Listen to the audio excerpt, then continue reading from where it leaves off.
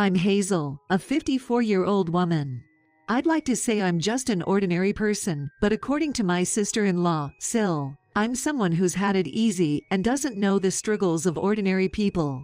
More on that later. My husband, Jacob, is also 54, the same age as me. We both work full-time during the weekdays. We don't have children. And my Sil will say, "You're so blessed, you don't know what it's like to be an ordinary person." The reason for this is that my house is in a very good location. It's close to areas like San Francisco's Chinatown and the posh neighborhoods. And of course, it's within walking distance to a major transit hub. My grandfather built a house on his land, which my parents inherited, and after they passed away, Jacob and I moved there from our apartment. Now, my Sil, who's 46, 8 years younger than us, she often visits our home. Leaving her husband and 12-year-old child behind, she travels for 2 hours to visit us once every 3 months over the weekend. She loves the area near our house. This Sil, 8 years younger than my brother. Jacob said she was born when he was in elementary school and was small and cute, and she adored by their parents, as she was a late addition to the family. However, I've never really taken to her. She often makes bitter comments like, "Must be nice to grow up here without any hardships." She frequently says things like, "I was born in the countryside where there weren't many places to hang out. You must have grown up so comfortably without knowing such struggles." It's clear she's not friendly towards me. But she seems to like our neighborhood and comes to visit this house, without bringing any gifts, saying, "You just look down on anything from the countryside." She came empty-handed and said, "It's nice, isn't it, being so close to all these places? You don't have any difficulties, do you? I can't believe you can live without a car." For us country people, we can't live without a car, so we have to spend a lot on transportation. But the area you live in is nice, too. I like it. The air is clean, and the people around are kind, I say, only to be met with, "What's that?" sarcasm. Like, it's nice because it has good transport and lots of shops. If I say I don't go out much because I'm working during the day, you say that really sounds sarcastic. Like, of course, tourist spots are nearby, unlike you. It makes you want to ask who is actually being sarcastic. Frustrated by her sharp tongue, I've complained to Jacob, but he dismisses it, saying, My sister is just very straightforward. She's just being frank." Recently, I heard that she's building a house. When she visited our house again, when I asked about it, she retorted, "Where else but near our current home? We had to buy the land, unlike you who inherited such a great location. Must be nice being rich." I was so irritated by being constantly told this that I asked, "So, how should I speak so you don't take it as sarcasm? Wouldn't it be better to stay silent?" "LOL, everything I say comes out as sarcasm anyway." "LOL, she said. I become silent in response. I was eventually excluded from the conversation. Since then, she still visits but doesn't speak a word to me. Yet she comes, more often now, with Jacob's permission. "Hey, listen. Your sister, she comes to our house and ignores me. Even though she's taking a bath, even though she's eating here, she ignores me." I said this to my husband. Jacob responded, "That's just how she is, straightforward and no nonsense. You don't have to talk if you don't want to. She probably leaves her husband and kid at home so she doesn't have to be on her best behavior, right? It's about not having to be polite with each other." Still, it's hard to deal with. Today, like always, she went off to Chinatown on her own, came back, used the bath, and went to sleep. The next morning, she silently ate the breakfast I prepared, and left without a word of thanks. Do we run a hotel here? Am I the innkeeper, the waitress, and the chef? If so, I wish she'd at least buy a yearly pass. 3 months later, she was back again. Today, she seemed to be planning to explore the fancy neighborhood. Later, she spent the evening talking with Jacob. After staying the night, she left, and Jacob, excited, showed me a bunch of photos. "Look at this. It's the house my sister built." "Oh, she built a house, huh? Check this out. You'll like this," he said, showing me a picture of a brand new, white building. It looked clean and new. Jacob was showing me with heavy breaths, "Isn't this amazing?" Huh. I tilted my head. What appeared to be a garage, I can see it, but when I look at the mop shown with it, it is clearly not large enough to fit a car. Is this a... Yay, isn't it amazing? Jacob said, puffing up proudly and shouting. It's a custom-made motorcycle garage. My Harley will fit in there. What? I was shocked. Yay, I've been telling you. My Harley will fit in there. You say, I'm telling you, but I don't know what you mean when you say that.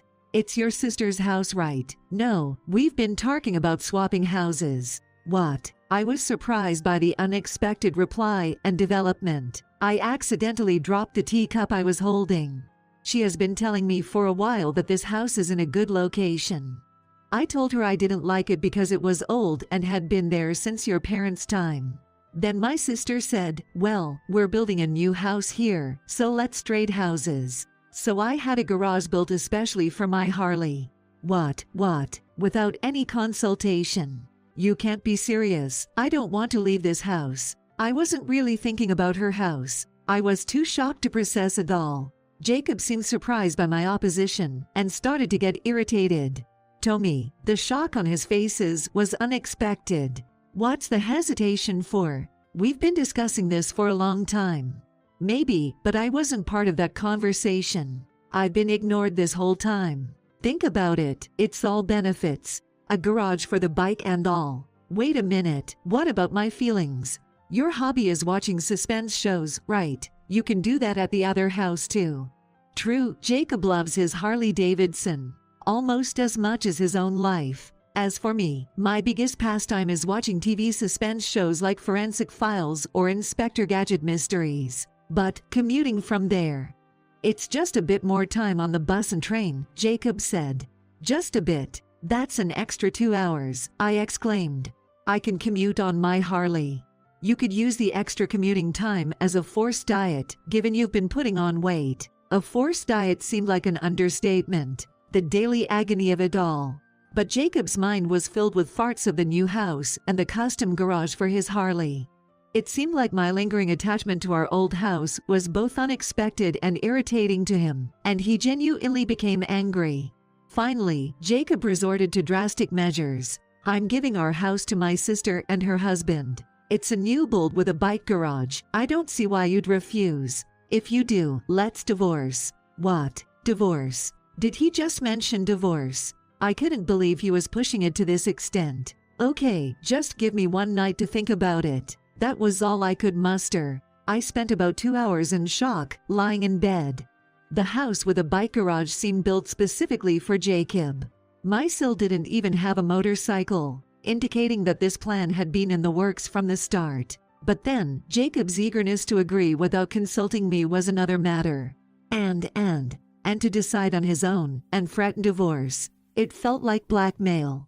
Unforgivable. So, I spent the next 8 hours overnight wrestling with my phone. The next day, I agreed to the move. Give me 2 weeks to pack. I've got work on weekdays, too, I said, with conditions. And one more thing. We can't move in until after we've vacated our current house, right? I asked. Well, yeah, Jacob agreed. The garage was built for you, right? So, as a thank you, I want to hand it over in pristine condition. Let's give it another 2 weeks after we leave for the cleaners to do their job. Jacob agreed to this. In his absence, I made calls to 2 places. The 2 weeks flew by. Jacob joyously packed our belongings, humming a strange song about his Harley, even discussing room sizes and furniture placement with my Sil over the phone. It seems there are calls about the floor plan from the other side. They were also busy preparing to move from their apartment, with the 4 weeks we gave them seeming quite short for such a task. They seemed to be hurriedly preparing for the move. Then, on moving day, hello. We're U-Haul movers, announced the first moving company. Well, come in, this way, Jacob welcomed them. But then, hello. We're Budget Van Lines, another company arrived. What? Jacob was confused. I slipped past him. Come in, this way, welcoming the second crew. What's going on? Jacob barked. What do you mean? I said we could move. So, let's both move to our new homes. Bye. Movers, the boxes with yellow tape are mine. Please take them to this truck. The rest go with U-Haul. An hour later.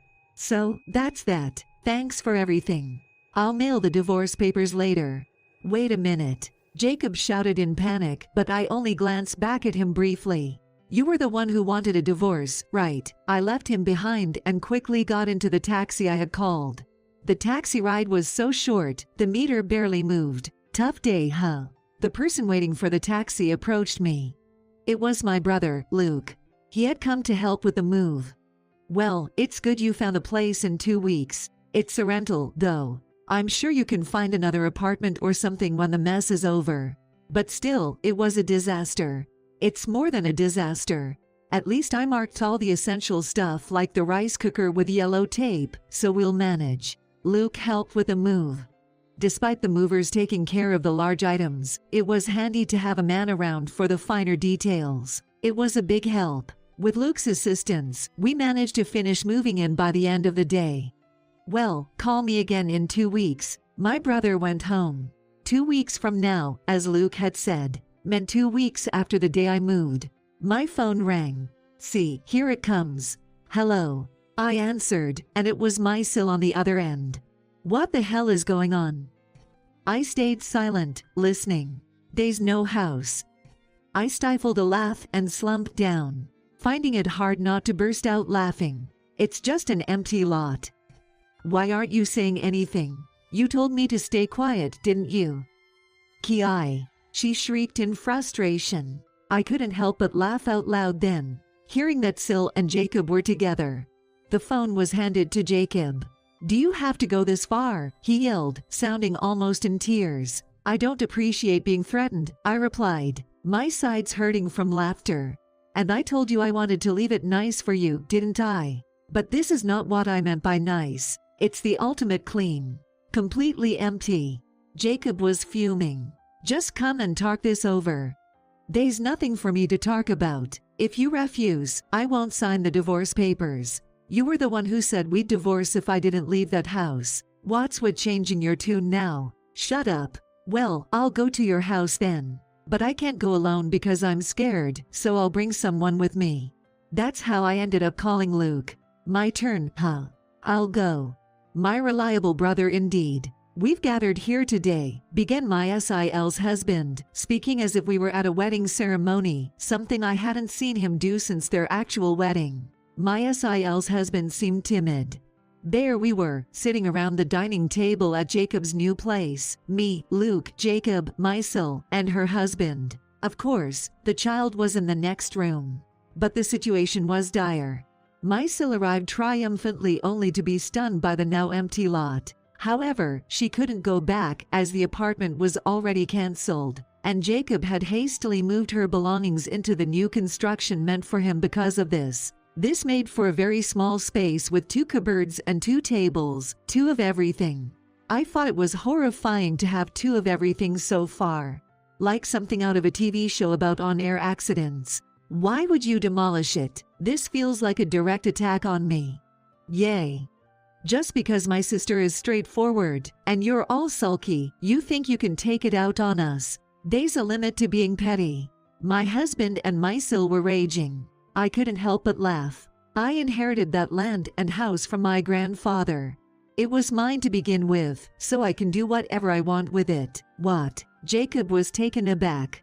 That's when Luke threw in his 2 cents. Basically, the land and house were inherited by my sister, making it her personal property, not a joint asset with her husband. In other words, her husband had no right to decide to give it to his sister. Huh? What? Both Mysil and my husband turned white at the unexpected turn of events. Well, you could have just said that.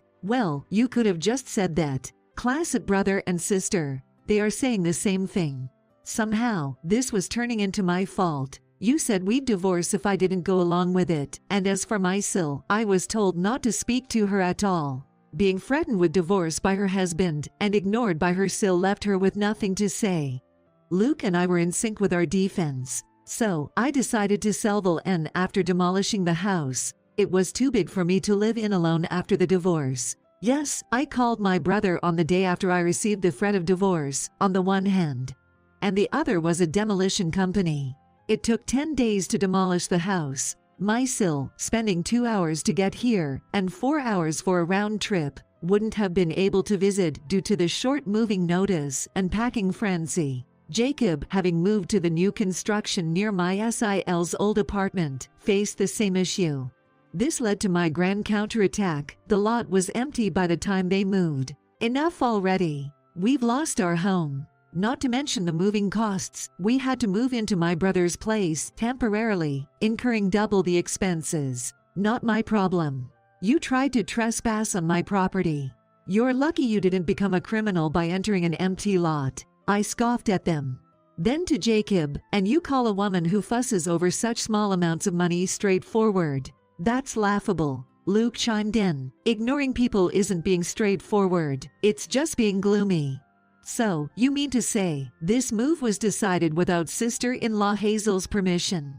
SIL's husband, who had been silent, finally spoke up. Exactly. Sil told me to keep quiet, and Jacob was threatening me, so they just got carried away with their plans, I revealed. Then, the previously timid-looking SIL's husband started shaking with anger. Hey, what the hell is this? Spending extravagantly every 3 months in the fancy district in Chinatown, especially the spending spree in the fancy district, was incredible, leaving me and the kid behind. And now, you've sold the car because we won't need it where we're moving, but living here without a car is impossible. There's a bike garage, but no parking space. Isn't this involving too many people in your unilateral decisions? What's going on here? Probably having never seen her husband this angry before, Sil was clearly shaken. Sister-in-law. SIL's husband continued. She told me, we're taking my brother's house and moving. If I refuse, we're getting a divorce. What? Both siblings seemed too alike in their reactions. I was almost in physical pain from holding back my laughter. I definitely feel this tomorrow. But I'm a remote software engineer, so I can live anywhere, and I didn't want our child to be without a mother. However, after seeing how far things have gone, I realized how selfish all this was and how it could negatively impact our child. And what you said, sister-in-law, made me see that. Taking a deep breath, SIL's husband then said to his wife, what you did was threatening. And finally, that's it for us. I'll take care of and raise our child. I'll accept that threat as a proposal. Then let me add, I said to Jacob, I accept that proposal as well. This is truly the end for us. Goodbye. Wait. If the house is gone, that changes things, doesn't it? That's right. This situation has changed, so it's not fair to just end things unilaterally. The siblings began to protest together. SIL's husband and I just waved our hands dismissively, creating a mess and getting excited about it, only for things to go back to how they were. That's on you, SIL's husband said bluntly. In the end, SIL's husband and I each hired lawyers and went through mediation for our divorces. The new house built by Sil ended up with her husband, along with custody of their child. My Sil was notorious for her outings and excessive spending.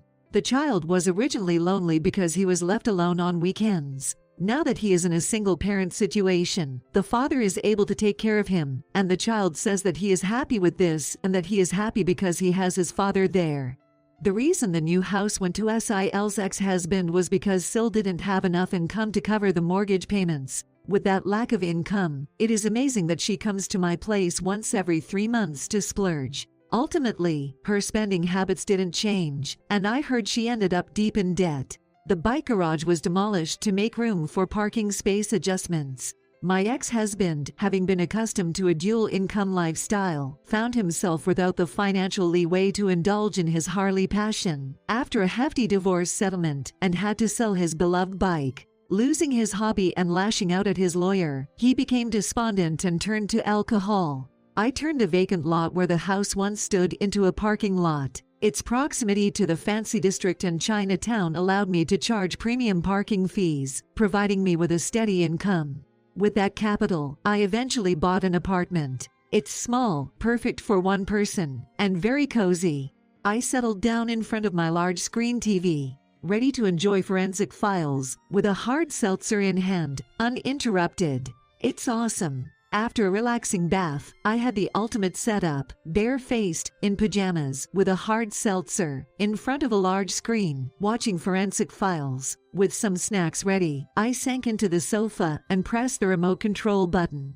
All right, everyone's presentations are done, Nick, the manager, said as he tried to move the discussion forward. Excuse me, I haven't. I recently found out something. Nick interrupted me and began to speak. There's apparently someone in this department who didn't graduate high school and is just a part-timer. Meetings should be for employees only. Absolutely right. His lackey, Mike, of course, agreed with Nick. I'm leaving. After leaving the meeting room, I started to shut down my computer. I noticed that an email had arrived, not in my personal inbox, but in the company's shared email. Thinking, there's no point in speaking up, no one will listen, I went home quietly. The next day, I heard a commotion from Nick's desk. He was staring at his computer screen, his face pale. Nick! Is something wrong? Mike looked at the screen with him. And he turned even paler than Nick. Why is he so angry?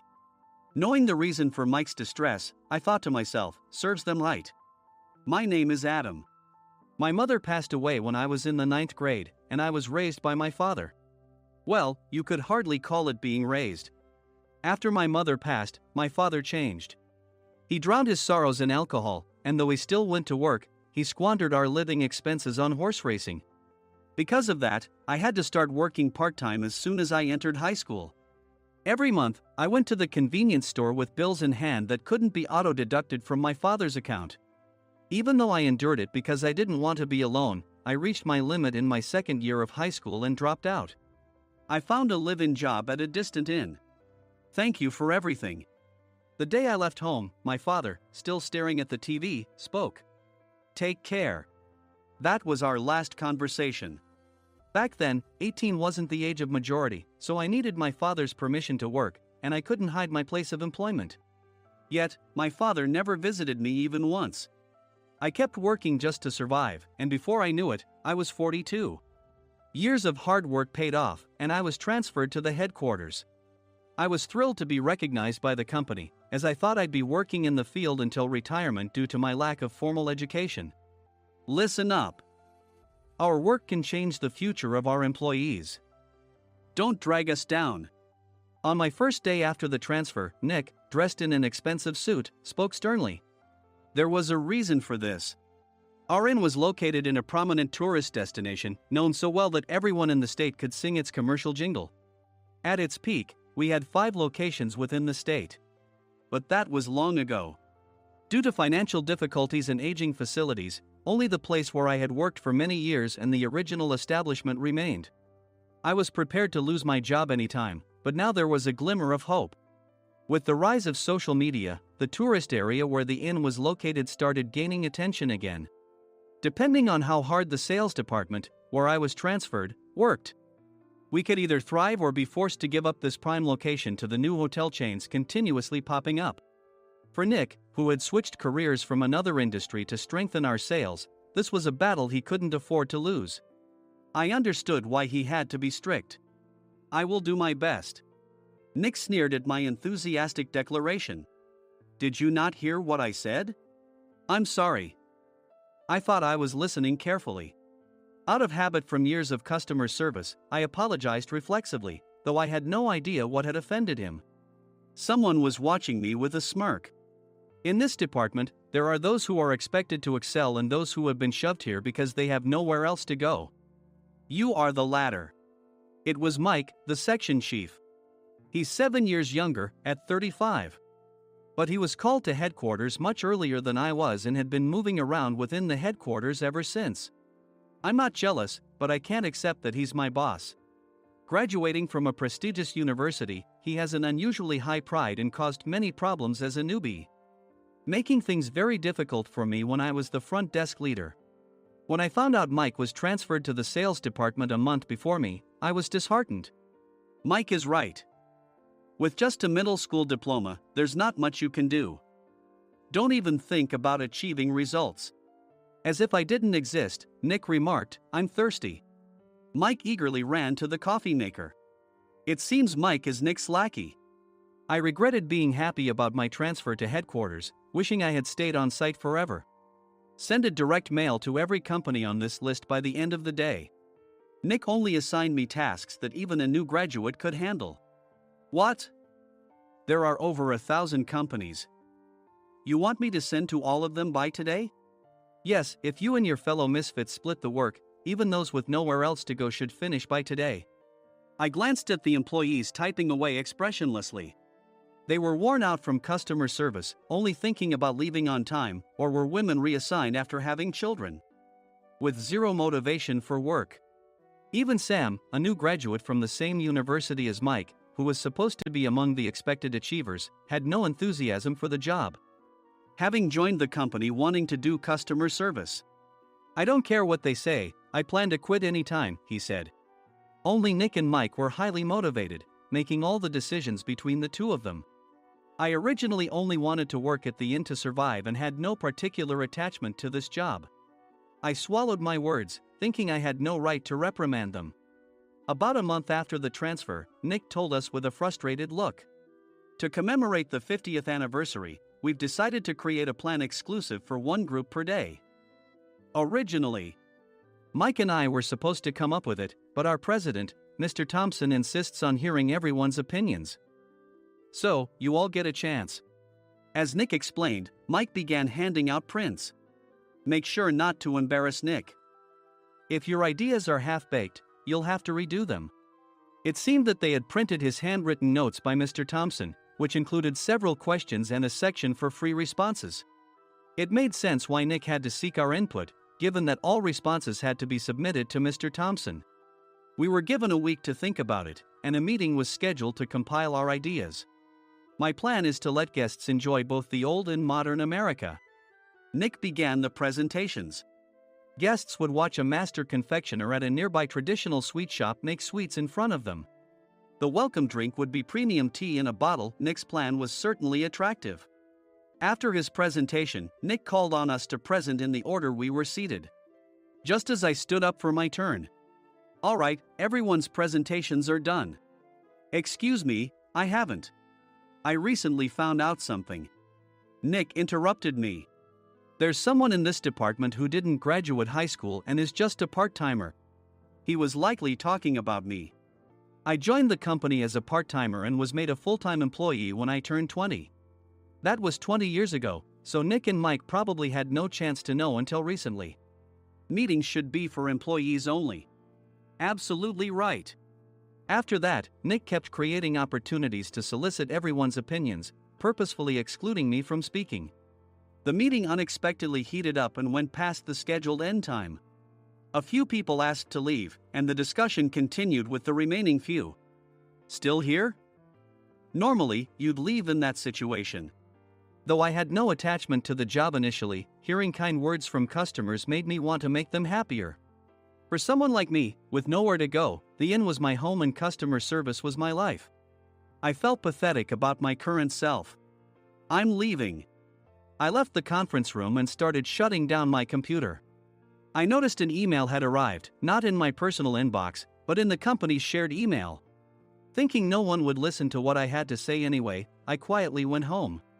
The next day, while preparing the DM as instructed, I heard a commotion from Nick's desk. In his haste to stand up, he hit his knee on the desk. He stared at his computer screen, his face pale. Nick!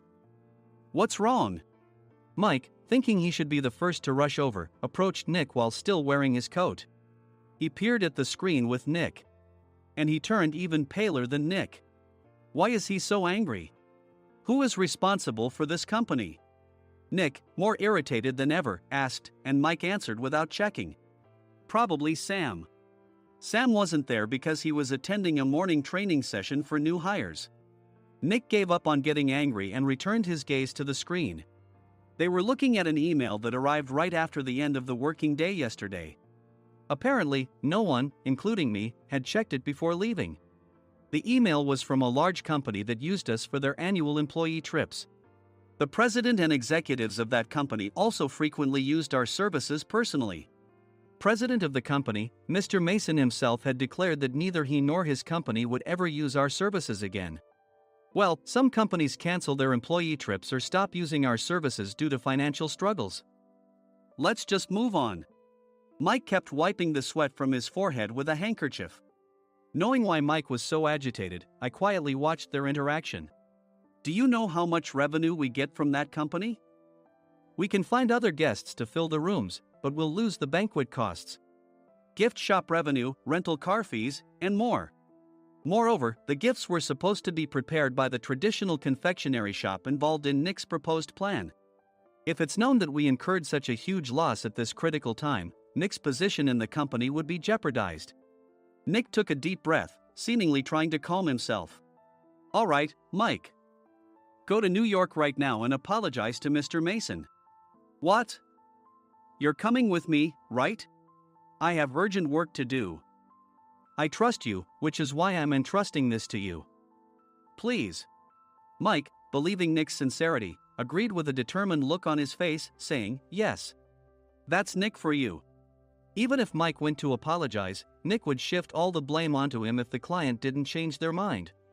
Well, it was Mike's fault to begin with, so it served him right. About 3 hours later, Sam answered a call from somewhere and repeatedly apologized, saying, I'm very sorry. Everyone watched to see what was happening. After ending the call, he informed Nick with a weary tone. When Mike arrived at the client's company, he only made things worse, further infuriating Mr. Mason. He was demanding, get his boss here immediately.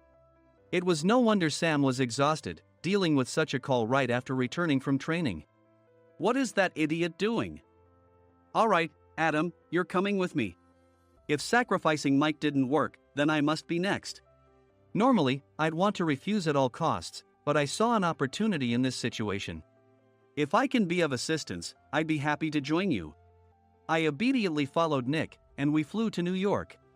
When we introduced ourselves at the reception, it became clear how serious the situation was, as the receptionist personally escorted us to the president's office.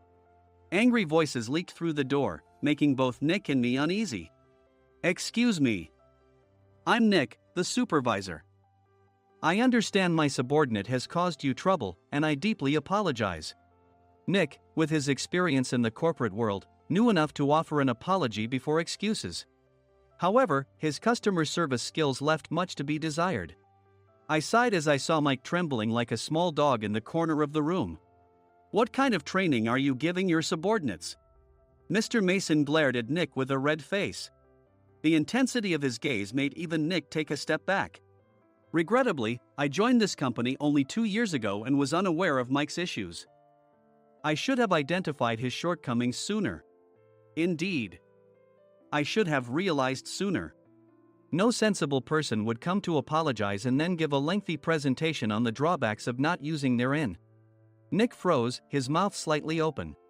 Suspecting the worst, I picked up the documents that had fallen to the floor. It seemed Mike hastily prepared these documents on the plane, listing the disadvantages. Disadvantage 1: if you change the venue for the company trip, employees might suspect it's for cost-cutting reasons, leading to a negative impression. Reading it aloud half-jokingly, Nick snatched the papers from my hand and checked the contents with a furious expression. Among the stack of documents was a receipt from a nearby convenience store's copy machine. I felt a pang of dread, hoping he hadn't shown the receipt as well. What do you think he said when I asked what kind of nerve he had to do this? I'm very sorry. Faced with the dire situation, Nick must have thought there was nothing left to do but apologize. In a voice smaller than I'd ever heard from him, he uttered words of apology. He said, I'm a Harvard graduate. I don't believe I said anything wrong. Mike, what have you done? Forgetting his plan to pin the blame on Mike, Nick yelled loudly, even in front of Mr. Mason. I didn't do anything wrong. You're still saying that? Look at him. Mike pointed at me with a shaking hand. I was assigned to headquarters in my 20s and now I'm a section chief. This guy only made it to headquarters at 42. Everything I've done proves I was right. So why are we losing the contract? Having said his piece, Mike collapsed to the floor. Of course.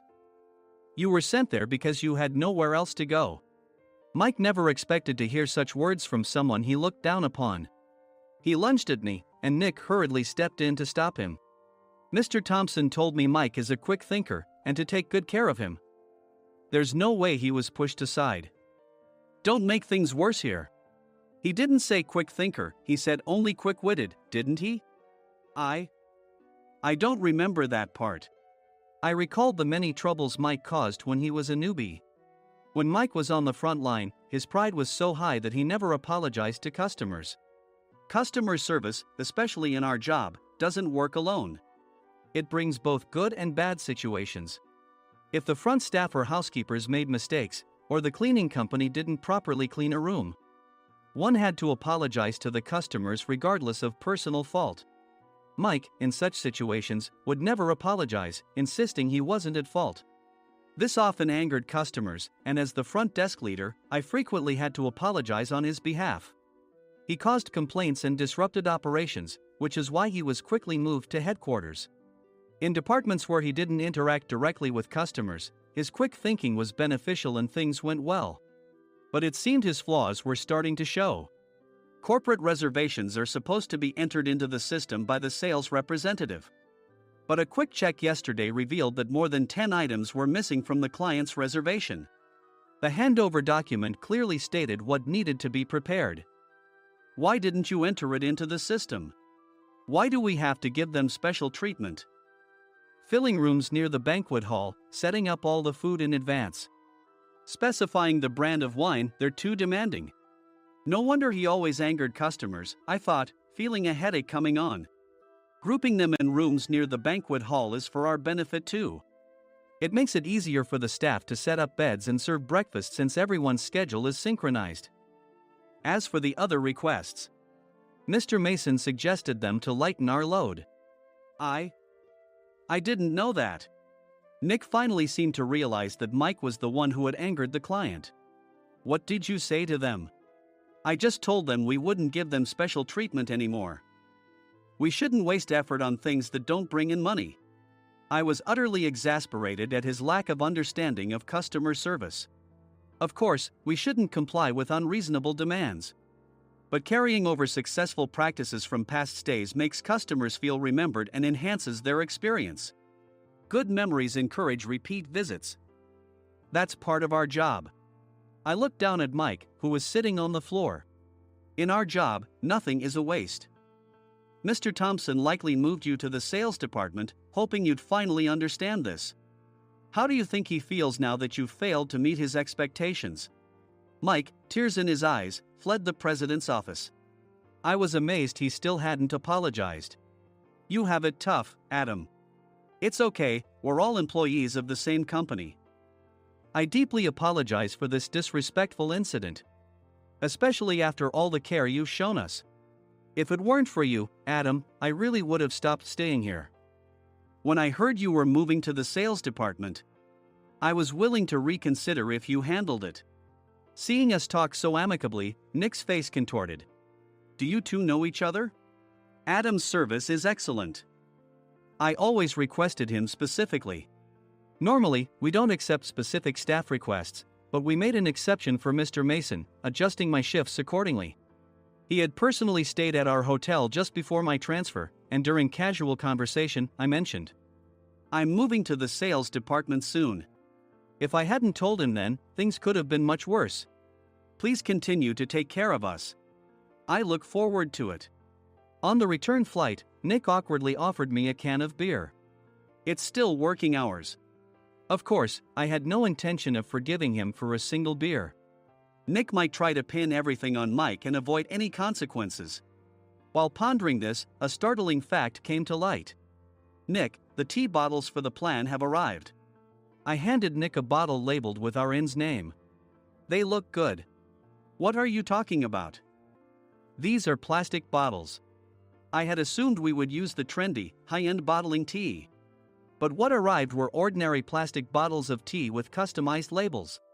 The only unique aspect was the label, which had the inn's name, making it look customized.